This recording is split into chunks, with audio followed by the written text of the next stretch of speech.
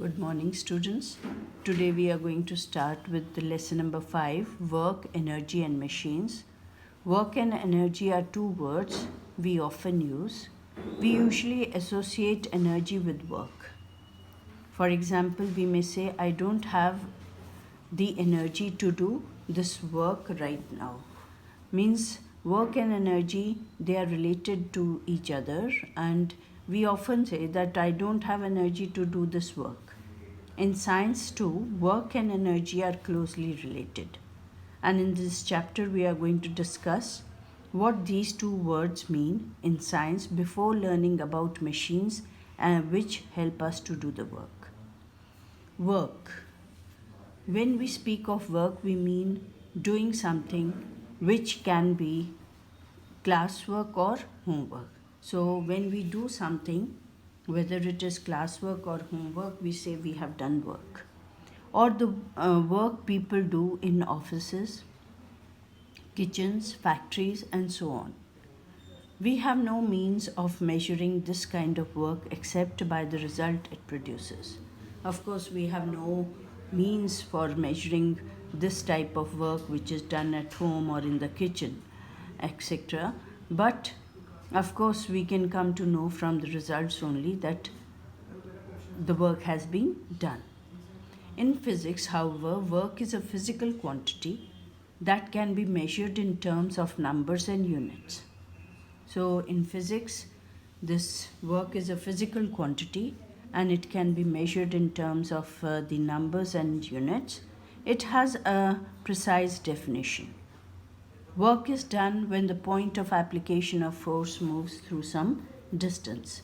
So when the point of application of force moves through certain distance, we say work has been done. To put it simply, work is done when the force acts on a body and moves the body through some distance. When we are applying force on a body and that body moves through certain distance, we say work has been done. Let us try to understand this with the help of the example given in figure 5.1. It shows a cart which is being drawn by the horse. The horse applies the force F1 at point A, and as the cart moves, this point of application of F1 moves from A to B. We say that the horse has done some work. So when this point of application of force moves from point A to B, we say that the work has been done by the horse in pulling the cart. To take another example, the child in figure 5.2 applies an upward force F2 on the handle of the bucket. As the bucket moves up, this point on the handle moves up. And this means that the child does some work, or rather the force applied by the child on the handle has done some work. So here is another example in figure 5.2. This child has picked up the bucket from this point to this. Then how do we measure the work done by force? The work done by force is equal to the product of the force and the displacement of this point of application in the direction of the force.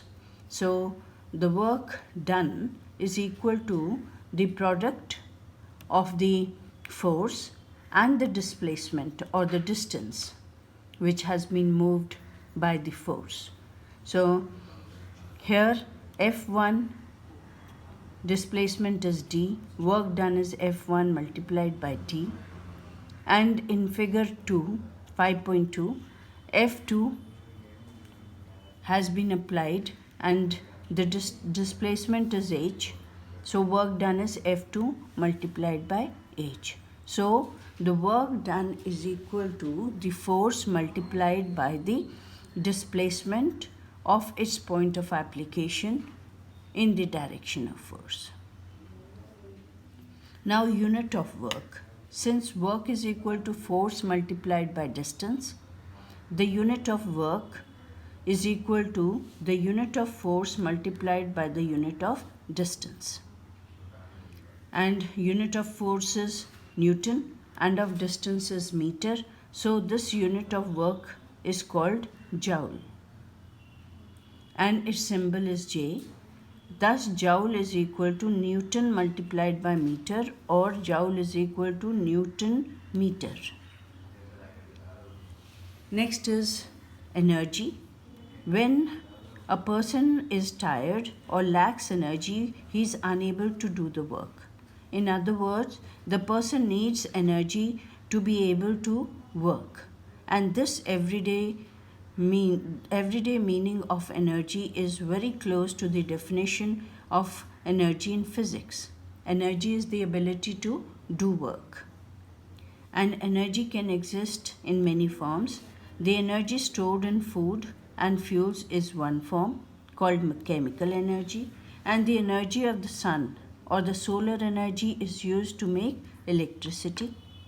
And electrical energy, as you know, is used to run trains, machines, light up our homes, and so on.